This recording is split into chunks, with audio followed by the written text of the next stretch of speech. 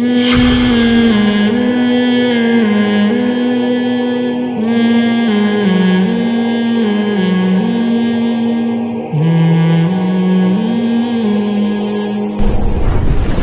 بات ایک صاحب نے مجھے بتایا کہ میں بڑے مالدار آدمی, مجھے انہوں نے کہا کہ یار میں دوسری شادی کرنا چاہتا ہوں, وزیر کی بیٹی سے انہوں نے پہلی شادی کی ہوئی تھی,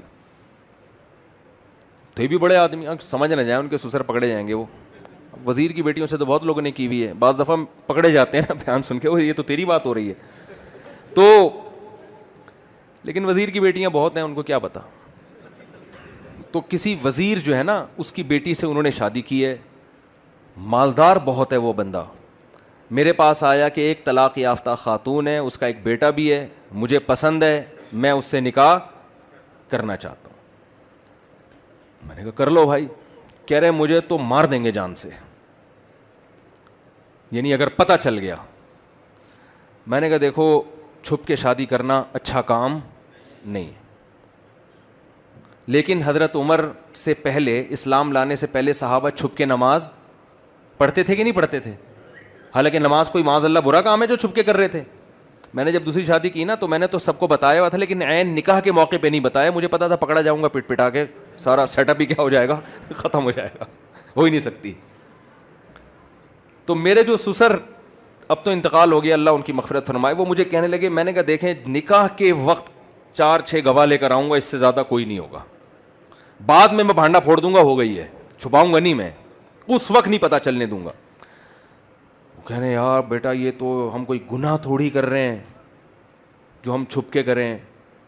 میں نے کہا دیکھیں حضرت عمر سے پہلے جو چھپ کے نمازیں ہوتی تھیں تو کیا وہ گناہ کر رہے تھے؟ وہ تو گناہ نہیں کر رہے تھے, لیکن لوگ اس عمل کو کیا سمجھ رہے تھے؟ گناہ. تو میں نے کہا ہم گناہ نہیں کر رہے, لیکن پوری پبلک اس کو کیا سمجھ رہی ہے؟ گناہ سمجھ رہی ہے, وہ مارے گی پکڑ کے, بدنامی الگ ہو, کچھ بھی نہیں ہوگا. وہ بیچارے پھر کیا, نہیں بھائی, میں نے کہا ٹھیک ہے, نہیں ہم کہیں اور ٹرائی کرتے ہیں پھر, اور کیا. لیکن شکر ہے ان کی سمجھ میں آ گیا, اللہ کا شکر ہے. تو میں نے ان سے کہا, میں نے کہا بھائی دیکھو یہ کام کھلے عام کرنے کا ہے, چھپن چھپائی والا کام سیٹ نہیں ہوتا, لیکن اگر جان سے ہی جانے کا خطرہ ہے تو فی الحال چھپا دو یار, بعد میں ہائی لائٹ ہو جائے گا, بعد میں پکڑا جاؤ, اتنا مسئلہ نہیں ہوتا. 2-3 بچے ہو جائیں نا پھر پکڑے بھی جاؤ. میں اس کو چھپن چھپائی کو پروموٹ نہیں کرتا, اگر وقتی طور پہ چھپ کے نکاح کیا بھی ہے نا تو 1 ہفتے بعد اس کو, کیونکہ جب چھپن چھپائی ہوتی ہے نا تو مرد پھر بیوی کے حقوق نہیں ادا کرتا, وہ کہتا ہے اس کو لٹکا کے رکھو, اس لیے میں اس کو کبھی بھی وہ نہیں لے. ہاں وقت پہ تو میں یہی کہتا ہوں جب ہو رہی ہے اس وقت نہیں بتاؤ.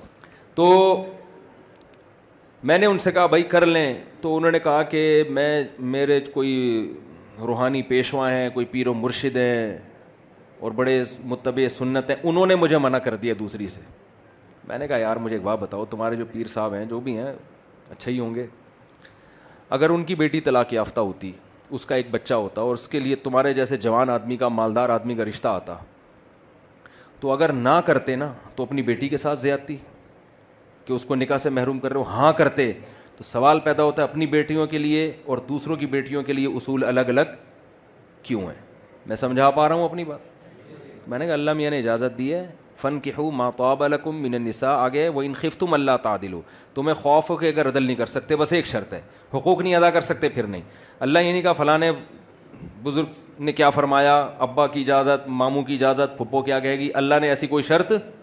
اللہ نے کہا اگر تمہیں خود اپنے بارے میں یہ خوف ہے کہ تم برابری عدل نہیں کر پاؤ گے تو اس کے علاوہ کوئی شرط نہیں ہے. تو میں تو اس کو بھی توحید سمجھتا ہوں بھائی. میں جب دوسری کر رہا تھا اتنی مخالفت کہ اس مخالفت نے مجھے موٹیویٹ کیا.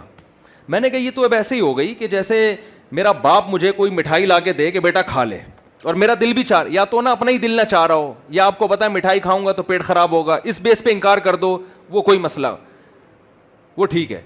لیکن دل بھی چاہ رہا ہے, پیٹ بھی برداشت کرے گا اس کو, ماموں منع کر رہے کہ نہیں کھا, اب میں نہیں کھا رہا تو ابا کہے گا بیٹا کیوں نہیں کھا رہا, میں تجھے ترغیب دے رہا ہوں کھا, تو میں کہوں گا ماموں منع کر رہے ہیں.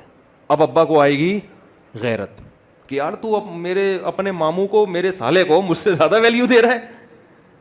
بھائی تو بول دیتا میرا پیٹ خراب ہے یا مجھے شوگر ہے یا میں مٹھائی کھاتا ہی نہیں ہے, تو ابا کو اس پہ غصہ نہیں آئے گا.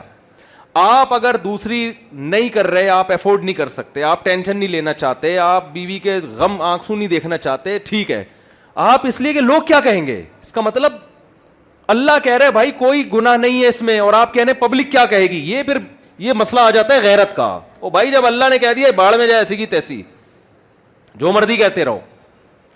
تو میں نے ان سے کہا کہ بھائی, اور انہوں نے کی الحمدللہ, اور 8-10 سال ہو گئے نبھا رہے ہیں الحمدللہ. تو مجھے یہ بات بتاؤ, جب اتنی عورتیں بے نکاحی ہیں, تو میں ایک مثال دیتا ہوں کہ 4 آدمی جو تیراکی جانتے ہیں, جن کا کام ہے سمندر میں ڈوبتے ہوئے کو بچانا, وہ 4 کھڑے ہوئے ہیں اور اتفاق سے 4 آدمی ڈوب گئے, تو یہ چاروں میں سے ایک ایک کو ڈوبنے سے بچائیں گے نا, کیا خیال ہے؟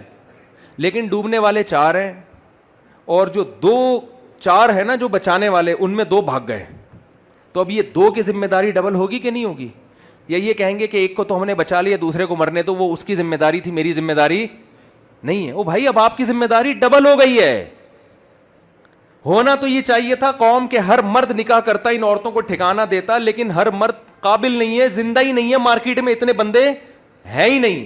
تو جو ہیں, جن کو اللہ نے استطاعت دی ہے, ان کی ذمہ داری بولو زیادہ. میں نے اپنی کتاب جو لکھی ہے نا 4 شادی, اس میں ایک عرب عالم عبداللہ ابن عبد الرحمن, عبداللہ جبرین کے نام سے مشہور ہیں, بہت بڑے عالم تھے سعودی عرب کے, ان کا ایک فتویٰ نقل کیا ہے کہ جن علاقوں میں عورتوں کی کثرت ہے اور وہاں مرد ایک ایک بیوی پر اکتفا کیے ہوئے ہیں, جبکہ ان میں زیادہ نکاح کی استطاعت ہے, ان کے الفاظ ہیں اپنی کتاب میں نے نقل کیے کہ اگر اس کے باوجود وہ ایک نکاح کرتا ہے, فنرا انہ آثم, ہم یہ سمجھتے ہیں کہ وہ گنہگار ہوگا. میں یہ فتویٰ نہیں دے رہا کہ آپ سب کبیرہ گناہ کے مرتکب ہیں, میں صرف ایک فتویٰ نقل کر رہا ہوں اور بتا رہا ہوں کہ اس کو آپ ہلکا نہ لیں. سمجھ میں آ رہی ہے بات؟ اس سے نسل بڑھے گی. عبداللہ ابن عمر رضی اللہ تعالیٰ عنہ کی زوجہ کا انتقال ہوا, تو انہوں نے ارادہ کیا اب میں شادی نہیں کروں گا. وہ بڑے صوفی قسم کے تھے, عبادت گزار تھے. تو حضرت ان کی جو بہن تھیں حضرت حفصہ رضی اللہ تعالیٰ عنہ, انہوں نے سخت تنبیہ کی, فرمایا آپ نکاح کریں اس لیے کہ آپ کو اولاد ملے گی, اس سے وہ اولاد آپ کے لیے مغفرت کی دعا کرے گی.